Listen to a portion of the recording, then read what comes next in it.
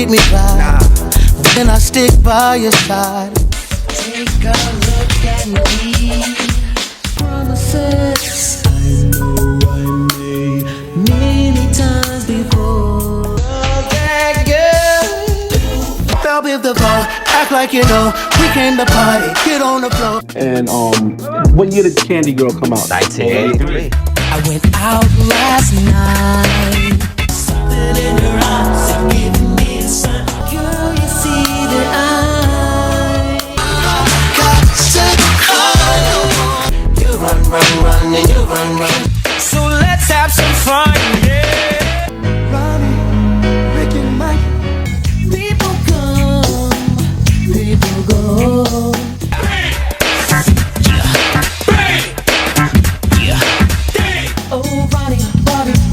Mike, Ralph, and Johnny too. Bill Biv DeVoe.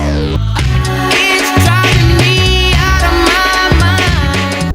Girl, I work this 9 to 5 to buy you the things that you like. You can do me in the morning, you can do me in the night. Put your new dress on, get fly, say hello, girl, cause it's a party. So tell me why you're playing games.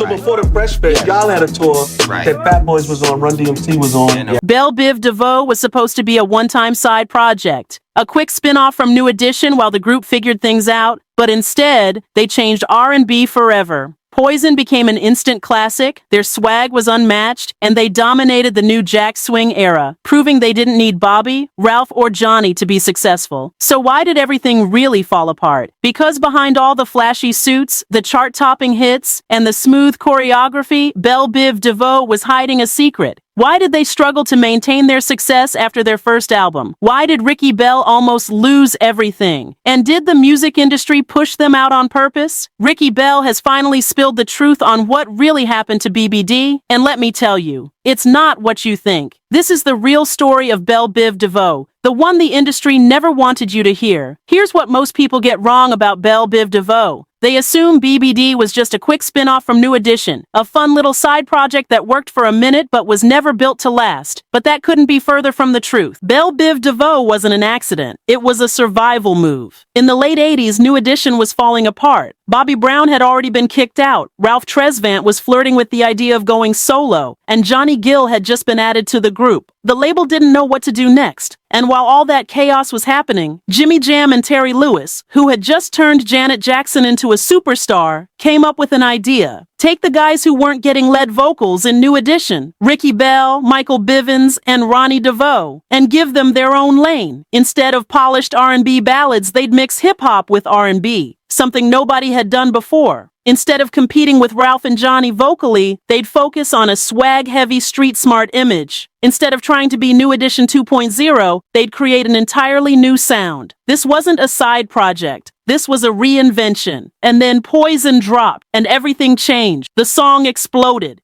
It wasn't just a hit, it was a movement. New Jack Swing was already taking over, but BBD gave it a fresh, young, rebellious energy that R&B hadn't seen before. Their first album sold over 4 million copies. They had 5 hit singles back-to-back. And just like that, Bell Biv DeVoe became a movement. But here's where things get interesting. Because even though they were selling millions of records, touring the world, and dominating the radio, the industry never treated them like they belonged. And that's when the real problems started. Most people think Bell Biv DeVoe happened because New Edition was on a break. But the truth? BBD wasn't a side project, it was a survival plan. By the late 80s, New Edition was in chaos. Bobby Brown had already been kicked out for being too wild. Ralph Tresvant was considering a solo career, leaving the group's future uncertain. And when Johnny Gill joined, the label's focus shifted toward more mature R&B ballads, which meant less attention on Ricky, Mike, and Ronnie. At that moment, Bell, Bivins, and DeVoe had a choice. Either sit around and wait for New Edition to figure things out, or create their own future. And that's when Jimmy Jam and Terry Lewis stepped in with a game-changing idea. They told the trio, "You guys have a different energy. Instead of trying to be another R&B group, why not make something completely new?" And just like that, Bell Biv DeVoe was born. This wasn't about breaking away from New Edition. This was about staying relevant in an industry that was changing fast. Because by 1989, R&B was shifting. Hip-hop was starting to dominate the charts. Labels wanted edgier,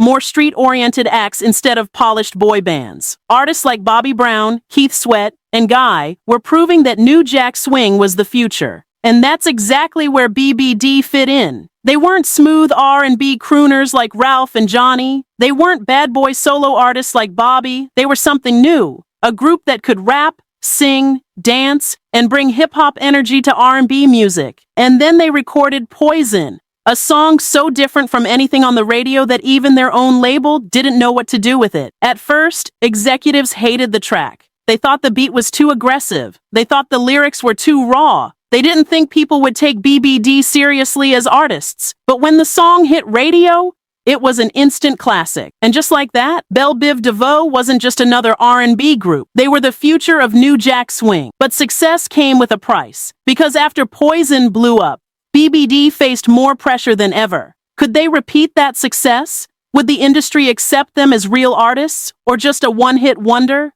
And how long could they survive in an industry that was quick to move on to the next big thing? What happened next almost destroyed them. And Ricky Bell was hit the hardest. Biv DeVoe's rise was fast, almost too fast. 1 minute, they were the forgotten members of New Edition. The next, they had one of the biggest songs in the world. But with that success came a new level of pressure. The industry never expected them to last. Labels saw them as a temporary trend, not long-term artists. Critics called them a one-hit wonder, doubting they could repeat the success of Poison. And behind the scenes, things were falling apart, because while the world was celebrating BBD's success, the group was struggling. 1. The pressure to stay relevant. When Poison went 4 times platinum, the industry demanded another hit, fast. Their label pushed them to rush out a second album, hoping to cash in on the hype. But here's the problem. You can't recreate magic on command. Their second album, Hootie Mac, wasn't given the same level of attention as their debut. The production felt rushed, the marketing wasn't as strong, and the industry had already started looking for the next big thing. The album did well, but it was nowhere near the impact of their debut. And just like that, the industry that had been riding for them was suddenly quiet. 2. Ricky Bell's personal struggles. The stress of staying relevant, dealing with fame, and trying to prove himself was eating Ricky Bell alive. On the outside, he looked like a superstar living his dream, but behind closed doors, he was battling addiction. Ricky later admitted that during BBD's peak, he was spiraling out of control. The money was coming in fast, and nobody was teaching them how to handle it. The industry used them for hits but didn't care about their well-being. And with New Edition drama still going on, it felt like BBD had no real support system. So Ricky turned to drugs to cope. At first, he thought he could control it, but before he knew it,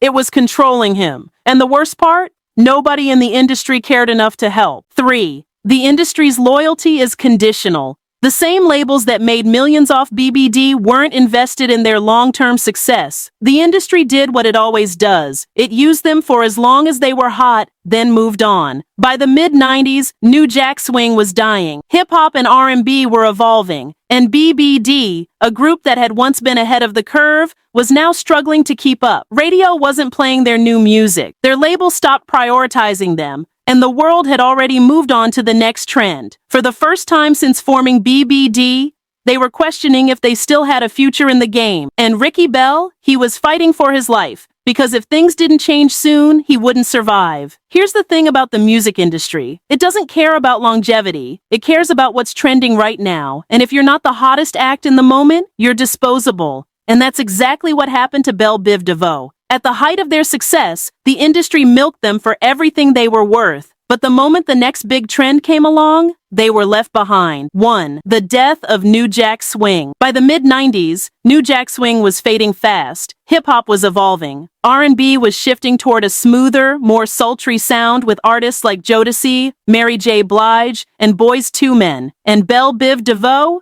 They were stuck in between. Too edgy to be a pure R&B group, but not quite hip-hop enough to compete with the rise of hardcore rap. Instead of helping BBD evolve, their label gave up on them. No major marketing push, no real support to reinvent their sound, just silence. And without industry backing, it was nearly impossible to stay in the mainstream. The same industry that once celebrated them had already moved on. 2. The label didn't know what to do with them. After Hootie Mac underperformed, BBD had two choices. Try to chase the new R&B sound, stick to their signature style and hope for a resurgence. But here's the issue. The label didn't believe in either option. They saw BBD as a new jack swing group, and when that sound started dying, they didn't think BBD could survive. Instead of investing in a reinvention, they pushed them to the side, just like they did with so many other artists from that era. Teddy Riley struggled to stay relevant post-new jack swing. Guy faded from the mainstream. Keith Sweat had to completely shift his sound to survive. BBD got caught in the same trap. And because their label didn't push their newer music, radio stations stopped playing them, award shows stopped calling, and mainstream fans slowly forgot about them. And this was when everything truly started falling apart. 3. Ricky Bell's breaking point. Without the same level of success, Ricky Bell's personal struggles got worse. He later admitted that by the late 90s, his drug addiction was completely out of control. He was spending thousands of dollars a week just to fuel his habit. He was hiding it from his family, his bandmates, and even himself. He had reached the point where his addiction was more important than his career. At one point, he almost lost everything. And the saddest part? The industry didn't step in to help. No record execs checking on him, no intervention from industry friends, no support system from the people who once made millions off his talent. This is what the music industry does. They push artists to their limits, make them work until they break, and when they finally fall apart,